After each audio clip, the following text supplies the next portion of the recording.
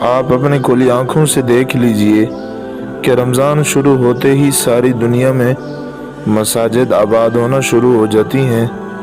سحر و افطار، روزہ، تراویح، تلاوت قرآن، ذکر اللہ، صدقہ اور خیرات اور دیگر عبادات میں لوگ مشغول ہو جاتے ہیں۔ یہ اس لیے کہ سرکش شیاطین قید ہو جاتے ہیں۔ باقی جو کچھ گناہ سرزد ہوتے ہیں وہ نفس کی خباثت کا اثر ہوتا ہے، اور سال بھر میں گناہوں کی کثرت کی وجہ سے دل سیاہ ہو چکا ہوتا ہے، اور بعض گناہ دل کی سیاہی کی وجہ سے طبیعت کا حصہ بن جاتے ہیں۔